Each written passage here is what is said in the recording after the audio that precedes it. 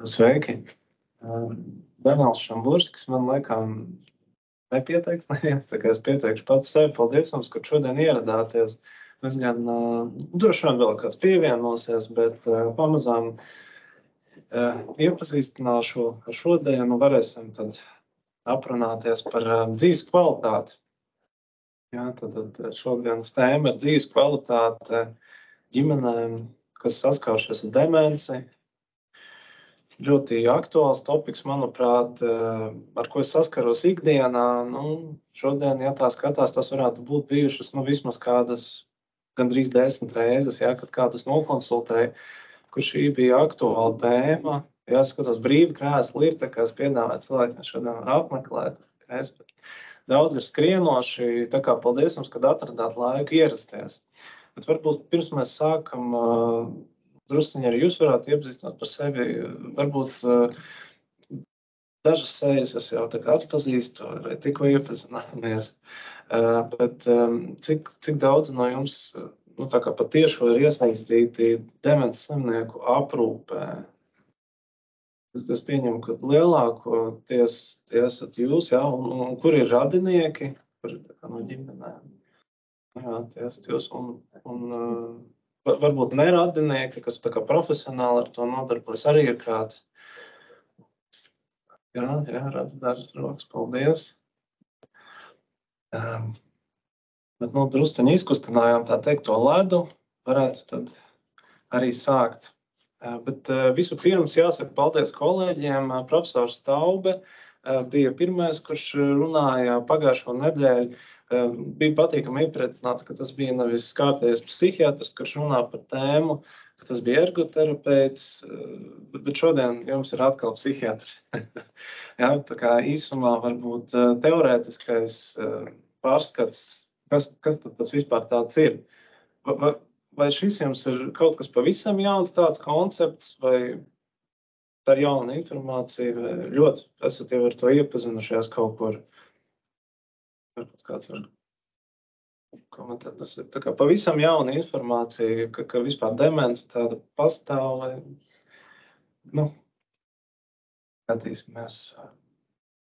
Demence ir ne tikai, tas kognitīvie traucējumi ir gan demences, gan arī citi stāvokļi.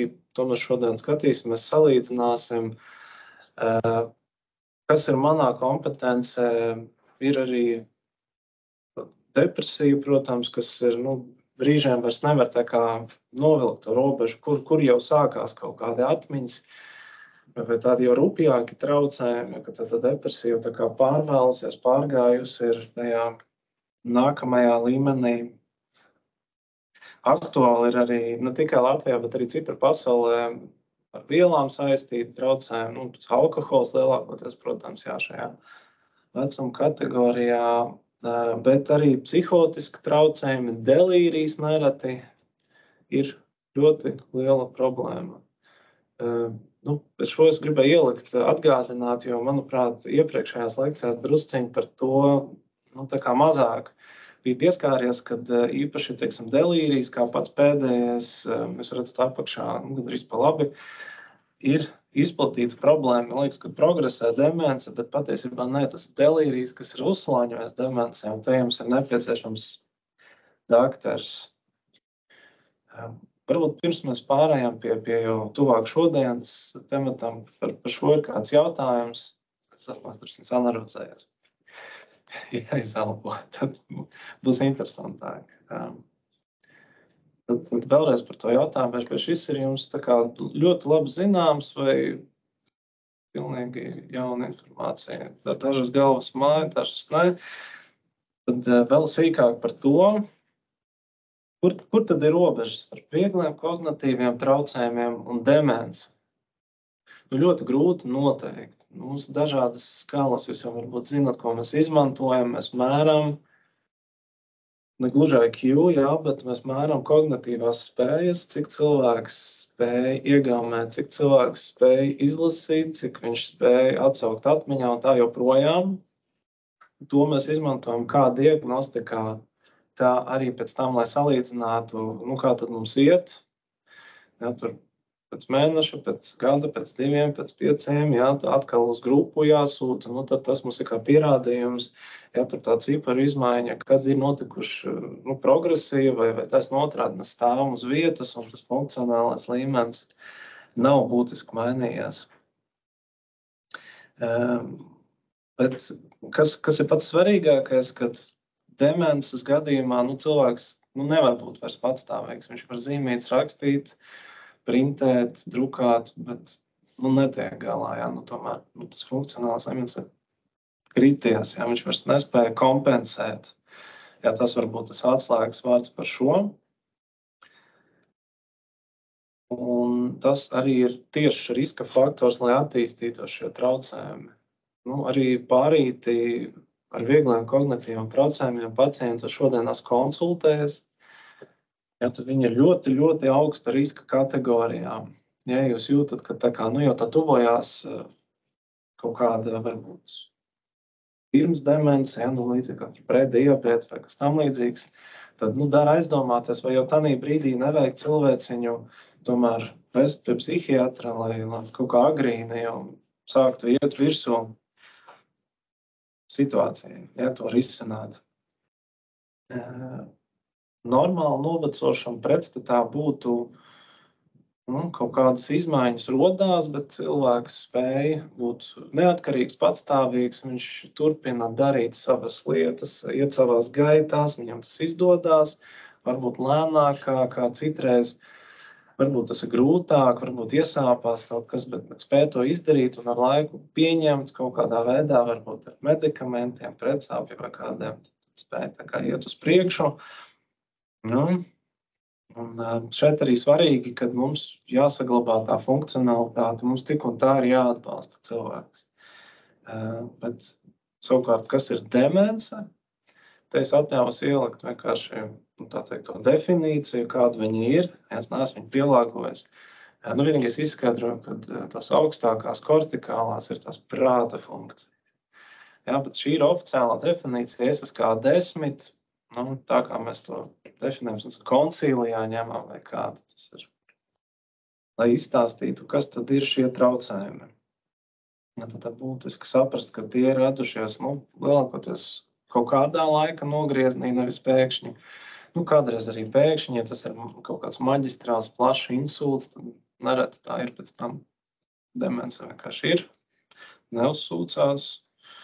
Un traucēt šie daudzie domēni, ne tikai atmiņa, bet arī domāšana, orientēšanās, spriedzspējas, reķināšana, spēja mācīties un tā joprojām.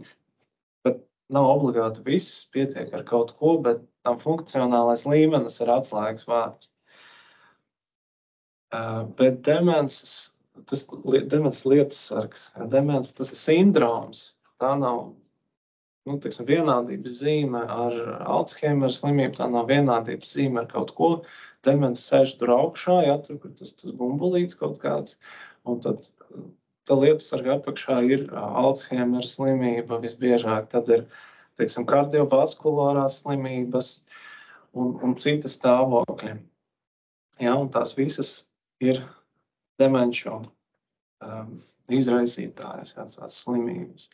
Tad mēs par katru varbūt tā smalki nerunāsim, jo tas viss plus mīnus iet roku rokā. Biežākā no demences formām principā varētu būt tā jauktā, kur ir Alzheimers ar vaskulāro demenci. Tā bija pacelt roka. Jā, man ir jautājums. Demence pati par sevi nav kāda diagnoze? Mums ir jāprecizē, kas tas ir. Ir tāda, protams, diagnostiskā vieta, kā neprecizēta demence F03. Bet tad jautājums, kurš viņu precizēs un kad tas notiks. Tad, ģimenes ārsts var izmantot tādu šifru, kas vēl varētu izmantot. Kāds varbūt, kurš nav tā ļoti saistīts, bet demence ir acīm redzama. Tur nokļūst kaut kur akūta, nejauši ar ātro palīdzību atvests. Tad var šo šifru pielietot, bet citādi vajadzētu viņu atšifrēt. Kliniskā psihologa apmeklējumā jau tad ir jābūt kādai no tām jau Psihologa kompetence īsti nav uzstādīt diagnozi, tur arī nav attiecīgās dokumentācijas, kur veikt šādu ierakstu. Jā, tad, ja mēs runājam par, jo tas ir sajiet kopā arī ar finansējumu, invaliditātes un citiem statusiem un tā joprojām, un tāpēc šis ir psihiatra un citu ārstniecības personu pārziņā. Bet, protams, psiholoģiskā, psihometriskā testēšana ir nepieciešama, tā ir būtiski. Ja, kādreiz, ja tie ir ļoti rupji traucējumi, pietiek ar vienkāršākiem, īsākiem testiem. Kādreiz cilvēks jau ir tik tālu progresējis, viņam slimība, ka nespēja vienkārši veikt. Arī tad jautājums. Tādā veidā es atbildētu uz jautājumu.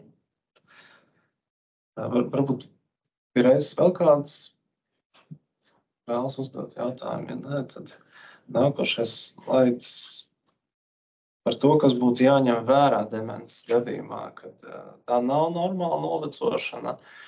Ar to es arī ikdienā saskaros. Cilvēki saka, jā, bet viņš ir tāds vecums, un tā, protams, ka būs atmiņas traucējumi. Tā nevajadzētu būt.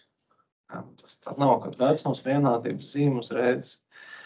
Tur atmiņas traucējumi, lēnīgums un tā, paši droši vien kādreiz esat redzējuši tos 90 gadniekus, kas sprigani iet uz koncertu, uz operu, ekskursijā, visādi iet, protams, jā, demence kādreiz sākās arī 30 gadu vecumā iestājas, bet visādi iet.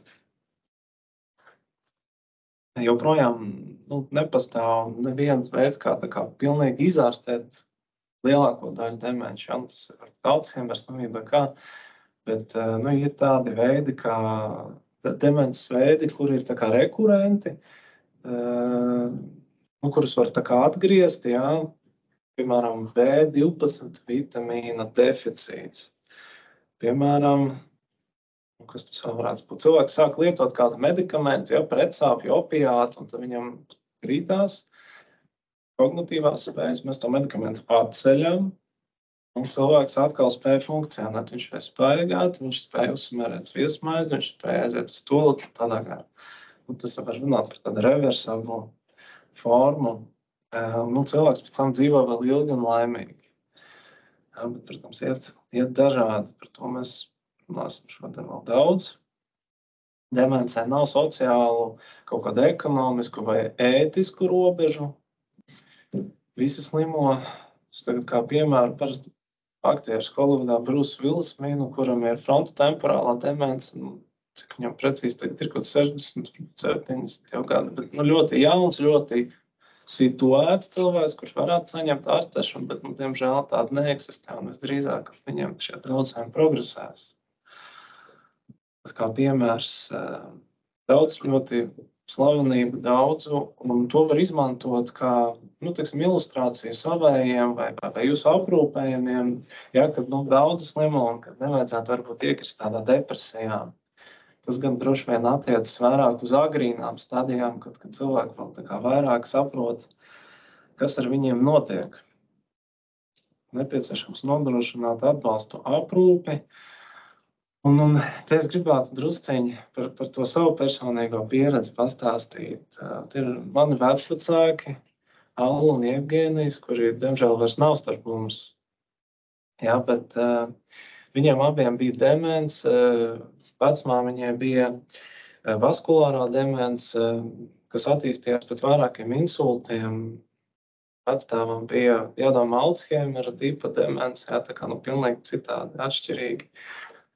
Un, redzat, es pats psihiatrs, bet tas notiek manā ģimenē.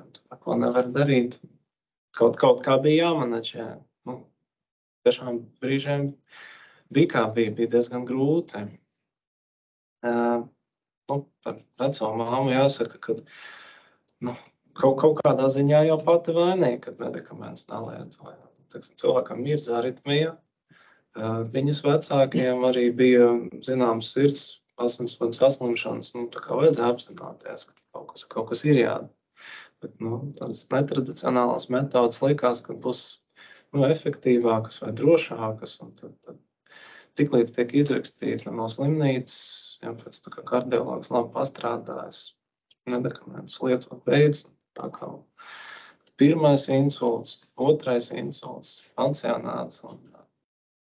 Ar vecstāvu atkal bija savādāk. Tur vēl varēja novērot tomēr, ka pakāpeniski attīstījās traucējumi. Jā, kad sākumā viņš jau varēja kopt omīti, bet pēc tam jau tā kā vairs ne, un pieaicinājām aprūpētāju, un tam gājām cauri, kā tas ir, kad tev ir jānodibina tādas labas attiecības. Un arī jāsaglabā vēsu prātu tomēr. Jā. Sarežģīti bija tie manā tēva vecāki. Un tēvam, protams, tāds emocionālais komponents arī varbūt traucē tā no malas, pat ieraudzīt kaut kādas lietas. Jā, tad es parasti saku, kad jūs ejat iekšā tajā situācijā, vispirms ir jānomēr savs pulss, un tad ir jāpalīdz. Ja jūs iesiet iekšā situācijā, vai saskumuši, vai dusmīgi, vai apjukuši, jums pašam ir grūti iedomāties, ko tagad darīsim, kas tur ir, kā mēs to risināsim. Nav ne mazākās. Vēl idejas izveidošās, varbūt sākumā tad vajag izelpot, saprast un tad iet iekšā situācijā, jo viņi ļoti labi nolasīs to, kad jūs esat uztraukušies paši, kad ir kaut kāds satraukums. Jā, tad jūs ienāksiet iekšā, uzliekat to smaidu, viss kārtībā, mēs visu sakārtosim, atrisināsim. Noteikti nevajadzētu dusmoties, jā, un tad sniegt norādījums. Jā, tagad darām tā, jā, tagad mēs darīsim to, un pirms jūs sākat jau darīt, sniedzat norādījums, un tikai pēc tam ķeraties klāt. To jūs jau varbūt esat visi dzirdējuši kaut kur, vai jau pielietojat, bet tas ir fundaments reāli. Tas ir tas pats svarīgākais, un pie tā ir jāpiestrādā. Lai tas ir automātiski, kad jūs nākat, nevis tā fiks, man nav laika. Jūs pie saviem varbūt domājat, to neverbalizēt, kad nav laika, tur jāskrien tālāk, tur kaut kādas darīšanas, jāpaspēj nomainīt riepas, vai kaut kas tur jāizdara. Servis drīz slēdz ciet, varbūt tā situācija kaut kā jāatliek vai jālūdz palīdzību. Cik daudz no jums aprūpē kādu vienatnē bez palīdzības ir kāds? Bet tad jūs palīdzat tomēr.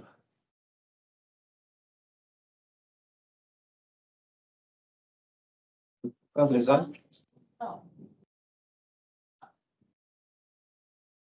Jo īstenībā vistrākāk iet tiem, kas tā kā ir pavisam viena, varbūt citām valstī dzīvo, un tad nevar īsti atbraukt pat tajās nedēļas nogalēs. Un tur iet tā kā iet, bet aizējot prom no savas pieredzes, kāda ir pasaules pieredze, aprūpe, protams, ietver sevī. Viss ir jādara laicīgi, ja, kā es minēju, jūs jūtat jau kaut kādi pirmie zvaneņi, kaut kādi sarkanie karogi, nevajadzētu vilkt garumā, un tas, man liekas, attiecas uz jebko veselības aprūpē pieskat vizīti. Ja, it kā mums nav tik garas rindas kā kaut vai tiem pašiem neirologiem, bet kaut kāds brītiņš jāuzgaida. Un vēl sarežģītāk ir, ja jūs nevarat atvest slimnieku, ja ir jādodas uz mājām, mājas vizītes, tad vēl ilgāk. Fiziskā veselība noteikti jārastē, kā jūs minējat par delīrijiem. Jūs atceraties, tur sākumā bija viss kaut kas, un bija tie delīriji apakšā. Ko tas nozīmē? Tad tas ir tāds apziņas stāvoklis, kas tā kā vairs nav pie pilnas apziņas. Ja, nevis tā kā saprāts vai kas, bet neorientējas pilnībā laikā, vai vietā, vai personā, vai visos trijos. Tā kā drusku atrautība no tādas realitātes, var teikt, dezorientācija, un to var izsaukt ne tikai kā šurīt piedzīvojumos, ja, kur cilvēks iedzērs un it kā tur apjūtas, viņam tas delīrijas, bet arī tas var notiekt, pneimonijā, vasarā tagad karsts dehidratācija, noteikti dzirdināt visus arī sevi. Tas var būt kaut kāds aizcietējums, jauns medikaments. daudz dažādu iemeslu. Jā, pēc operācijas klasiski delīrijas. Es atceros mājas vizītes un bija jābrauc aizpagājušo reizi. Tas bija kaut kāds marta beigas. Bija viens gadījums. Jā, nu, it kā varētu domāt demence, ja kāds vienkārši haotiski. Tā, F03, ja jūs jautājat, tā neprecizētā demence. Un aizmirst, jā, tā pavirši.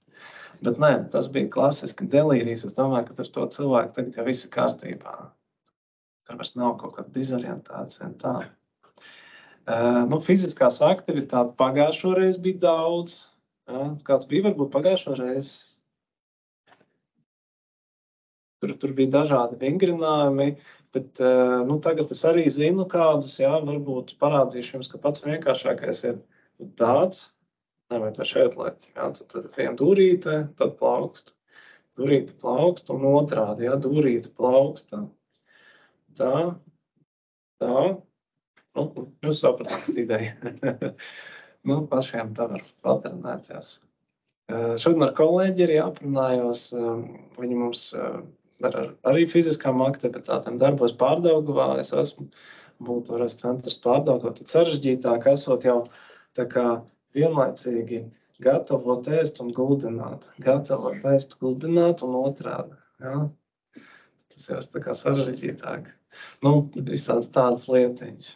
Ja, mēs ar laiku gan jau arī attīstīsim, kad šāds pakalpojums būs pieejams rutīnām.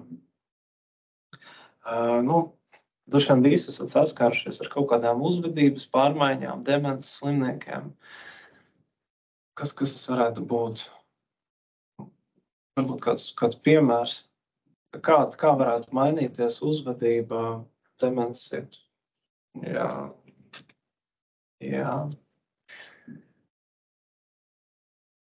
Aizdomīgums.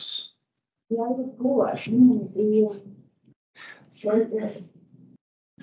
ļoti daudz. Jā, jūs jau visu zināt. Es par tukšā stāstu, jūs jau visu zināt. Tā, diemžēl, ir, kad lai arī cik es jūs sagatavotu, jā, man tagad piedzima meita nesen, jā, un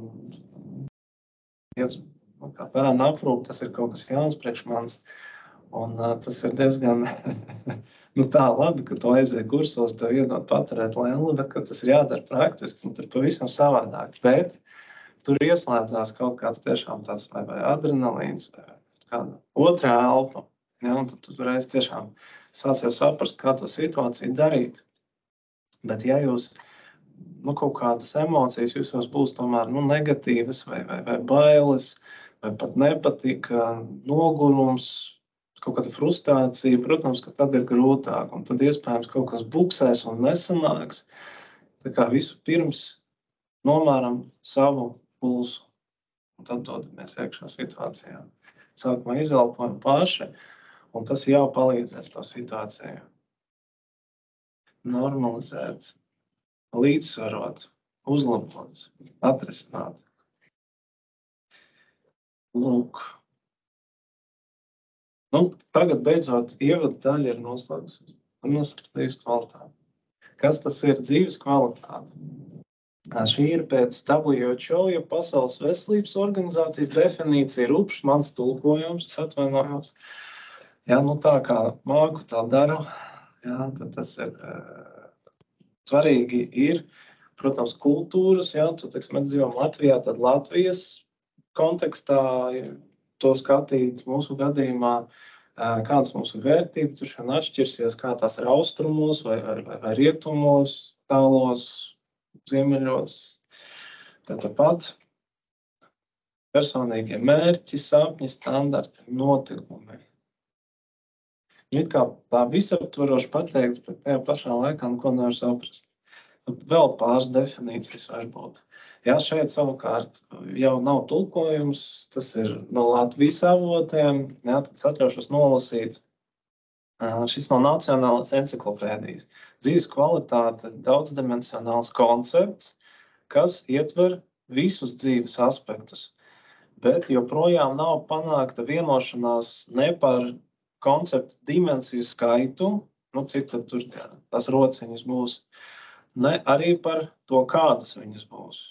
Ja, bet tomēr skaidri zināms, ka tas Dzīves kvalitāte ietver fizisko labsajūtu, materiālo labklājību, starppersonu attiecības, personīgo attīstību, pašnoteikšanos, emocionālo labsajūtu, emocionālo fizisko labsajūtu, sociālo iekļaušanos un tiesības. Īstenībā ļoti līdzīgi tā Maslow piramīdai. Jūs tā varat iedomāties, tur pa lielam tas viss arī ir. Tā kā apakšā ir tāds fiziskā, jā, var teikt, labsajūta, tad jau tur nāk tad viss pārējie slāņi. Tad viss ģeniālais vienkārši.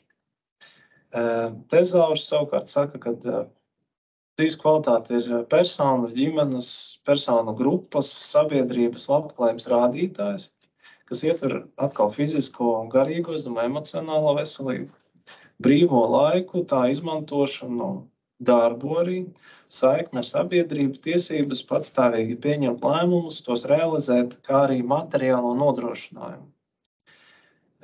Vēsturiski, tas ir vēl 20. gadsimtā, dzīves kvalitātes definīcija ļoti liela daļa aizņēma tieši materiālā labklājība, bet šobrīd mēs vairāk skatāmies uz to emocionālo pusi, kā mēs jūtamies, kā mēs darbojamies un tā joprojām. Tas ir par definīcijām. Šeit ir, manuprāt, ļoti veiksmīgi izveidots pētījums Lielbritānijā.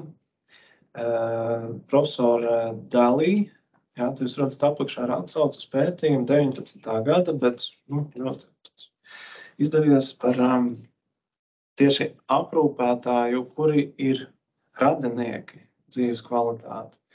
Tad šajā skaitā droši vien arī tie, kas vienu paši aprūpē, jūs atrodaties Rīgā, citi Liepājā vai Daugavpilī, tad kā tas notiek.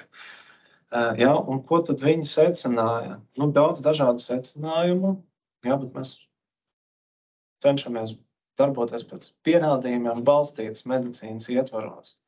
Tad šie varētu būt tie pierādījumi, kad aprūpētāja dzīves kvalitāte atkarīga no kā aprūpētājs pieņem vai nepieņem lomu.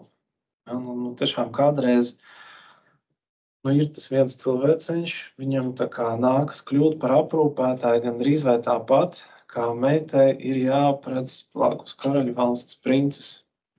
Bet viņi mīl kā citu. Dilēma. Ko ar to iesākt? It kā cilvēkam būtu jākļūst par aprūpētāju, bet vai tas būs labākais, kas var notikt? Tā jāsaka daudz ētisku apsvērumu, dažādas, ne tikai reliģiskas, bet arī varbūt tādas sabiedriskas kopienas ir arī Latvijā, arī Rīgā, tikai kristieši, luterāņi, pareizticīgi, bet arī musulmaņi un ebreji, dažādas kopienas, tuvijā austrumi un tā joprojām, un sanāk ik brīdim konsultēt dažādas cilvēkus arī Lielbritānijas strādājas, kur viņiem vienkārši Indija, Pakistāna, tāda Āzija, es domāju, viņiem vienkārši kultūrā ir tur bez variantiem, lai arī cik drausmīgas attiecības viņiem ir starp viņu rietumu atvasēm un vecākiem, kas ir piedzimuši citā kontinentā, viņiem jāņem, viņi ir pie sevīm. Tāda ir vienkārši lietu kārtība. Un savādāk vienkārši nevar būt. Tā ir tāda viena situācija, bet es domāju, tas būs arī pie mums ar laiku, būs multikulturāla vide un būs tam jāpieskaņos. Tas vairāk gan par psihiatriem, Bet runājot par to, kas notiek šodien, tad kādreiz tā ir, kad tu parunā ar cilvēku, jautā, kā jūs darat to, kā jūs jūtaties ar to, kas un tā var netieši kaut kā mēģināt tomēr norādīt, varbūt tur ir iespējams sadalīt to aprūpi vai stresa brīžos, tomēr lai aprūpi nodrošina kāds cits, vai tas ir kāds, kuram tiek maksāts, vai tas ir valsts finansēts, varbūt aprūpētājs. Un tajā brīdī šis tuvinieks atkāpjās, viņš viņu izelpo, atvelk elpu, iedzer glāzi ūdens, iziet ārā, kaut ko tur varbūt uzsmēķēs, nezinu, ko nāk atpakaļ, un tad ar jaunu spāru tu turpini to aprūpi arī nodrošināt. Varbūt tādā veidā tad var pieņemt labāk to lomu. mēs visi esam ļoti noskrējušies un nav laika aiziet pie ārstiem pašām. Tas ir svarīgi. Ja jūs redzat, ka šeit savukārt gribu norādīt, ka autori atraduši, ka tas ir svarīgi. Ja, varbūt jūs jūtat tā, es esmu no dzelzs, es varu. Ja, es esmu dzīves dzaudzes 90. vai kāds grūti laiki visādi bijuši. Ja, es esmu no Latvijas, mēs visu varam. Bet vajag arī par sevi drusciņu padomāt, saorganizēt kaut kā lietas, sakot savu veselību. Bet tas ir svarīgi. Jūsu dzīves kvalitāte, quality of life, UOL, uzlabosies. Būs labāks. Tāpat personīgā brīvība, bet tas droši vien arī finansēs drusciņu apdurās. Nākotnes redzējums, piemēram, bailes no tā, ka demence varētu progresēt. Diezgan loģiski, vai ne? Tā kā jums ir kāds demence, jūs baidaties, kas būs what's next, ir tagad jau tā, ka kas būs rīt. Ja, tad varbūt tas ir savukārt vairāk psihiatra vai psihiatriskās māsas, psihologi, ja, kas iesaistīts tajā multidisciplinārajā komandā uzdevums palīdzēt cilvēkam tās bailes pārvarēt. Un vēl dažādas bailes, kas būtu, ja tomēr aprūpētājs nomirst pirmais, ko tad tas cilvēks darītu. Droši vien, lai to samazinātu, ir nepieciešams sakārtot kaut kā, varbūt testaments, varbūt viss juridiski, pilnvaras un tā joprojām. Tas arī ļoti būtisks moments, kas var paslīdēt garām. Ar veco tēvu man izdevās pēdējā vagonā ieliekt pēdējās durvīs. Mēs sakārtojam, dabūjām pilnvaru ar veco mammu. Nesanāca. Bija jāpacīnās, tad tur jāsteigā, bišķiņ jākārto kāds formalitātes. Finansējums jāsakārto un pansionātam un tā joprojām. Ja tam ir iets cauri, tā kā var saprast, kā daži no jums jūtās šobrīd.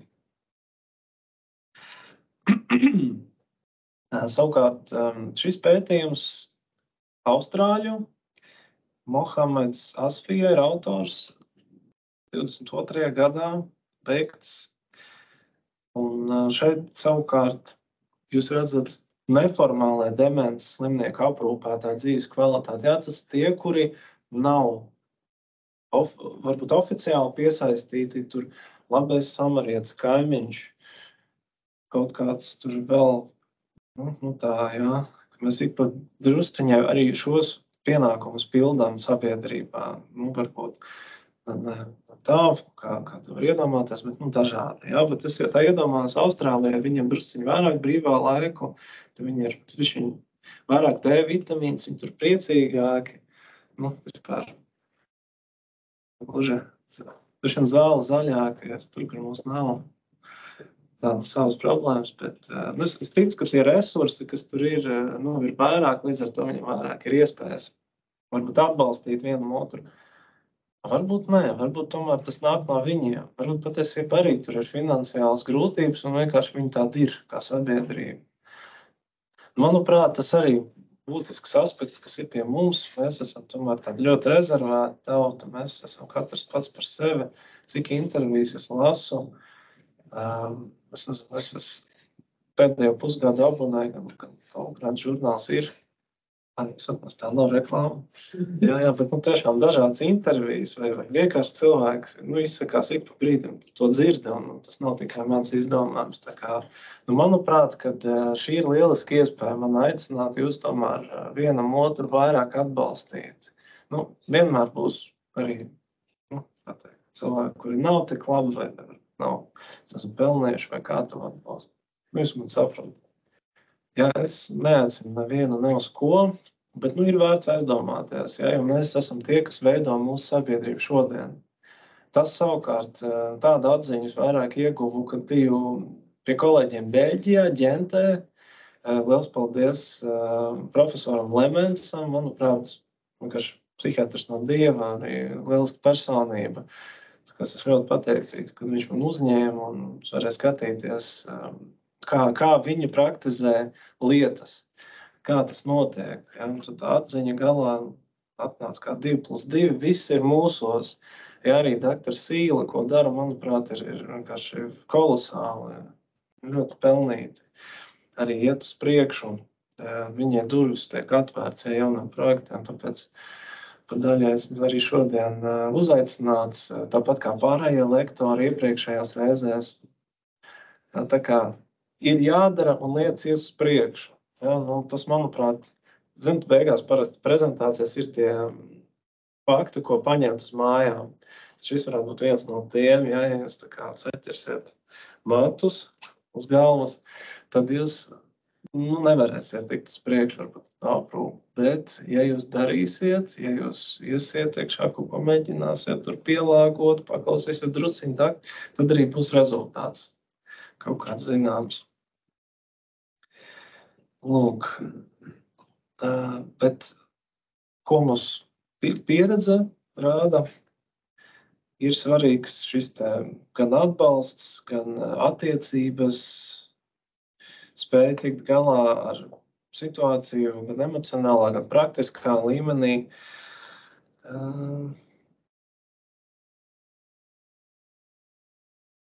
Veselība atkal, principā, ja jūs atminaties iepriekšējo slaidu, es redzu ļoti stipri līdzīgi, aprūpētā veselības stāvoklis, brīvība, un te atkal beigās redz, tikai secība citādāk. Atkal veselība parādās kā viens no tām rociņām. Atcerieties, definīcija nav skaidrs, cik un kādas rokas ir. Ja tā ir dzīves kvalitāte, tad kas tur ir? Un stipri līdzīgi, un pilnīgi citi kontinenti, citi pētnieki, bet viens un tas pats iezīmēs.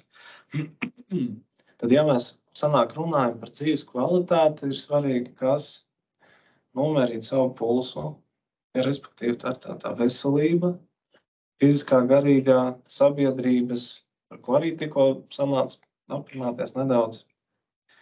Un droši vien katrs autors padrusciņā atradīs kaut kādus savas rociņas, kas ir no dzīves kvalitātes, tās bumbas, kas grafiski varat iedomāties, tāda bumba dzīves, QOL, quality of life, tās rociņas arī iet. Apsolu šis pēdējais, es jūs ar tiem pētījumiem es nemocīšu, vismaz pēdējais. Šis ir arī austrāļu pētījums, bet profesors Lī. Profesors Lī ir izveidojis pētījumu par aprūpētāju lomu, dzīves kvalitāti un stratēģijām, kuras tiek izmantoti, tieši tādi jau, var teikt, vienaudži, vai gados vecāki, jau aprūpētājiem, tur vīrs sievai, brālis māsai un tā joprojām, tā līdzīga tā vecuma kategorija.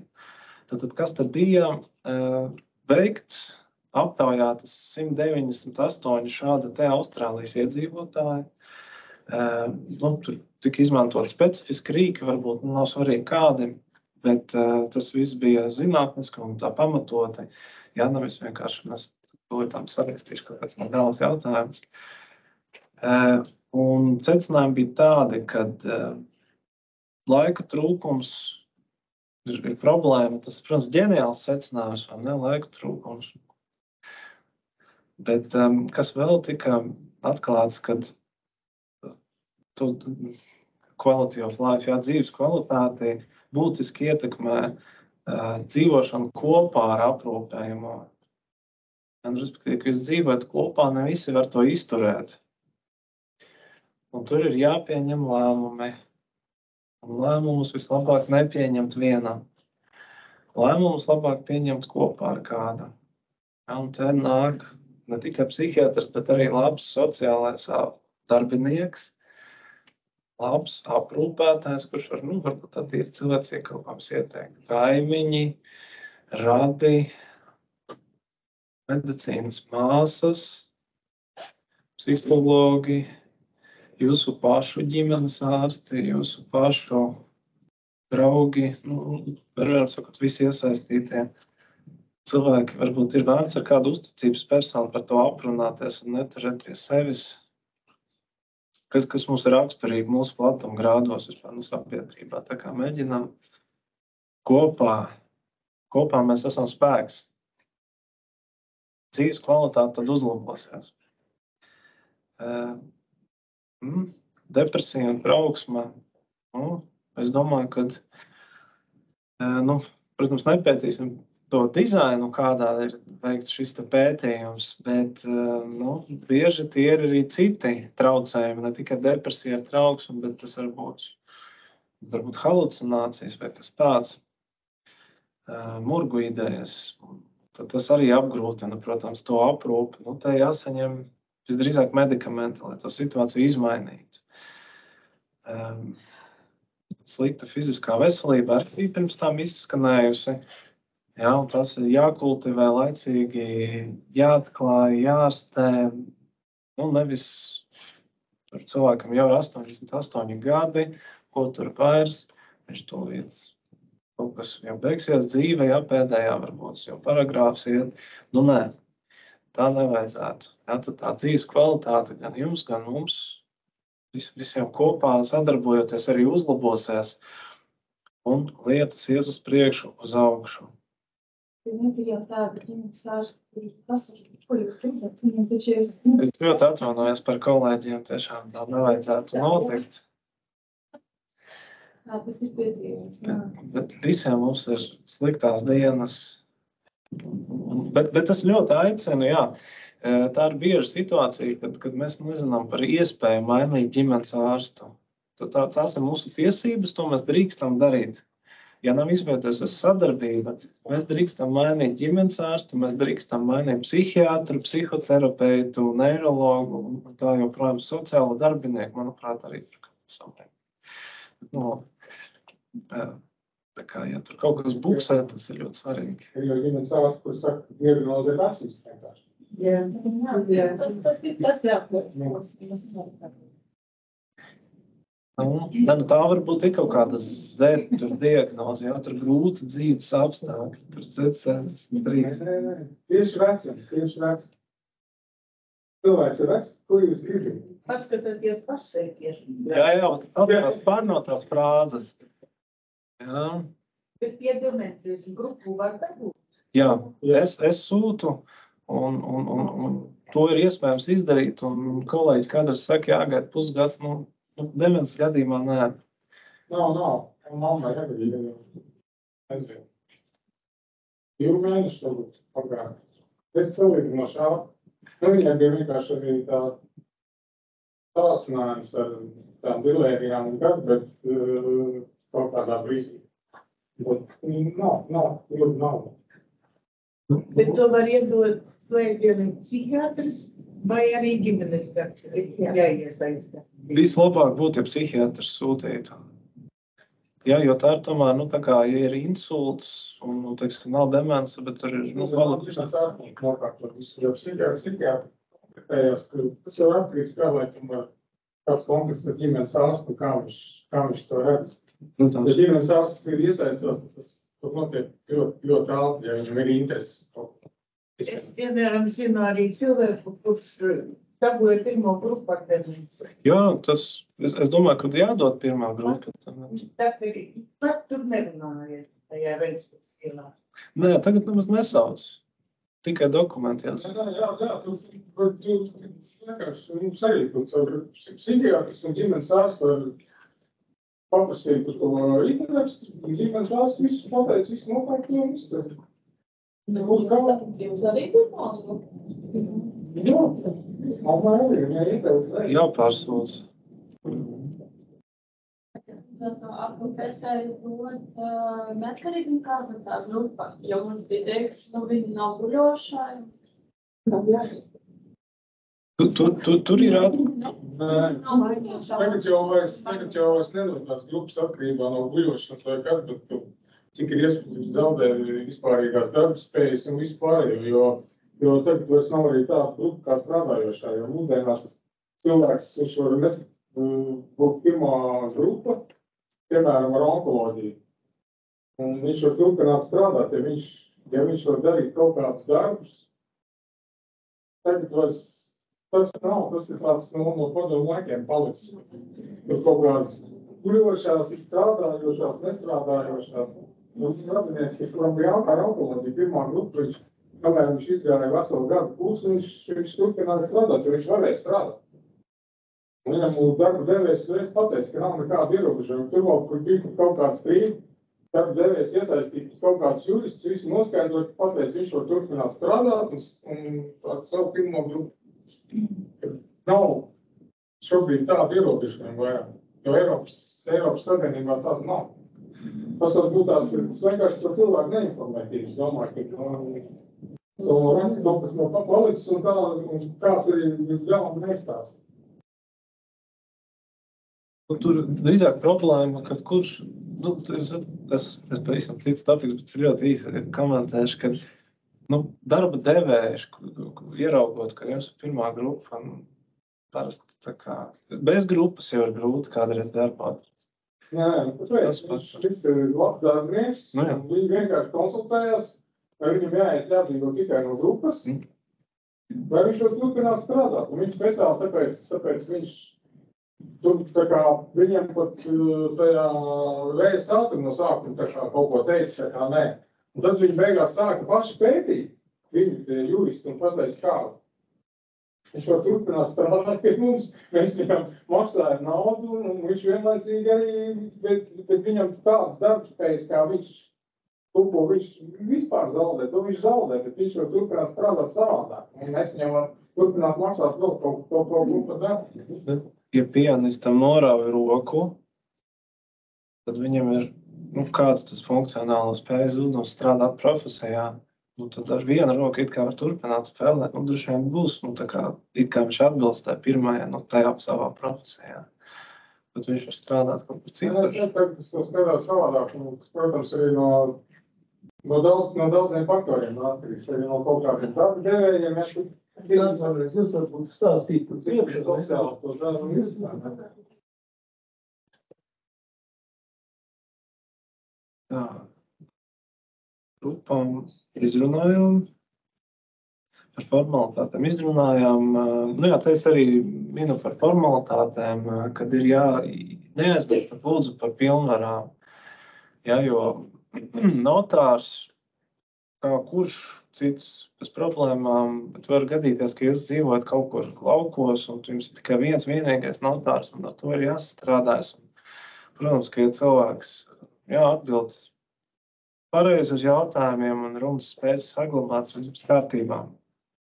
Bet līdzīgi kā man, piemēram, veco māmu runas spējas traucētas, kontakts nav iespējams. Nevar nokārtot. Jūs dabujāt universālo pilnvaru? Tas bija vecstāvā. Ne universālo? Tieši universālo. Tur arī ir atšķirības. Jā, tur ir atšķirības. Universālo vai nav universālo? Ģenerāla pilnvara, universāla pilnvara, laika pilnvara un vēl 2 veidi. Tas neatminos. Bet tur jau jums pašiem sākumā jāizvēlas. Mēs vēlamies nevis to, ko mums notārs pateiks, kāda jums pienākās, bet kāda mums vajag.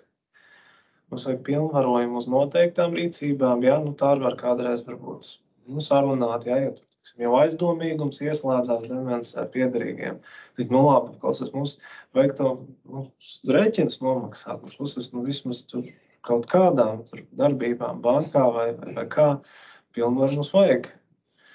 Vai izņemt zāles vai tādu. Noteiktām rīcībām arī var pilnvaru noformēt.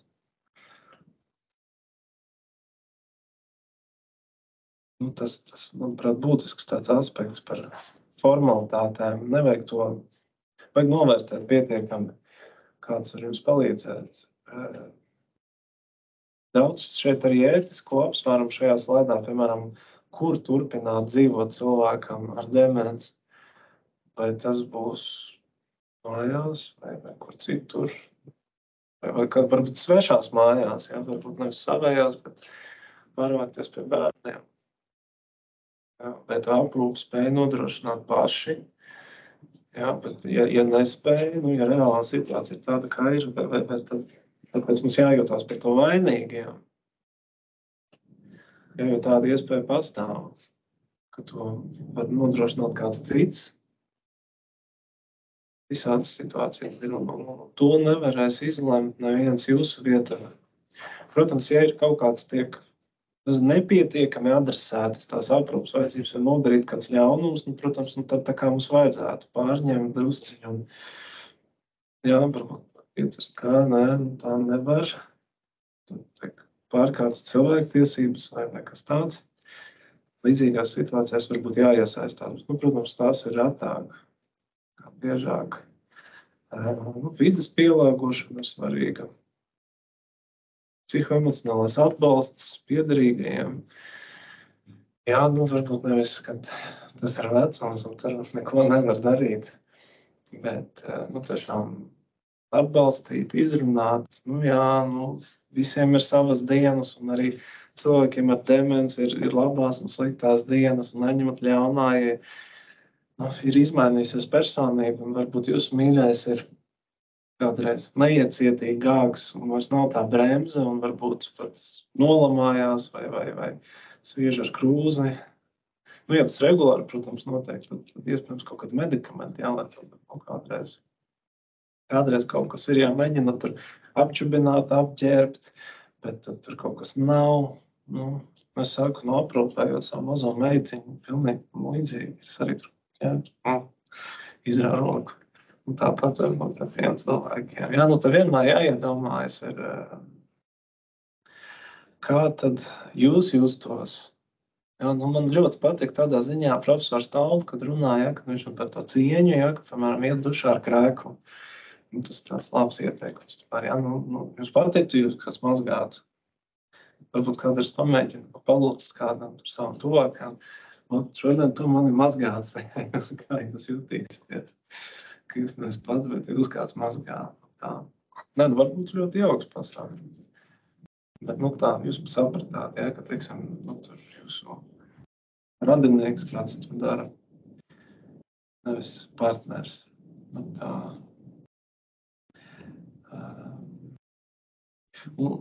Mēs pat daļai arī īstenībā ar to tādu karsto diskusiju arī pieskārāmies jautājumam, manuprāt, par krāpniecību, jo tas arī ļoti bieži notiek, kas viņiem, cilvēkiem ar atmiņas traucējumiem kaut kur parādās kāds labdaris vai ļaundaris, klabē pie durvīm, nāk iekšā, apvārdo, iedod kaut ko parakstīt, nu, joprojām tas notiek.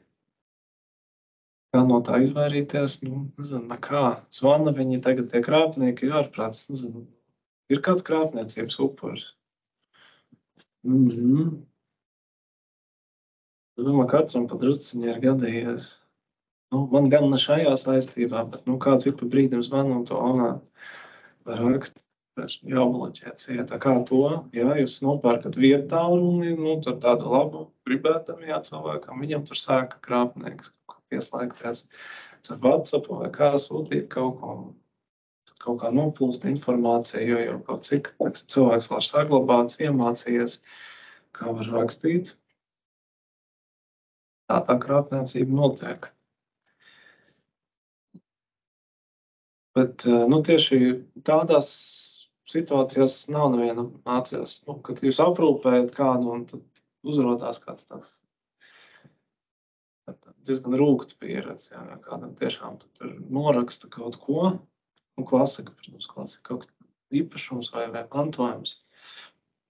Kā pēc tam no tā tikt vaļā? Nu, tur tiesu psihiatrs jāpiesaist, kas drīzāk ekspertīze, vai tur bija pieskaitāms, nebija rīcības spējīgs, lemspējīgs. Tā, nu, tas ilgais ceļš kāpās, varbūt pa to laiku tur viss ir pārdots un aizmirsts.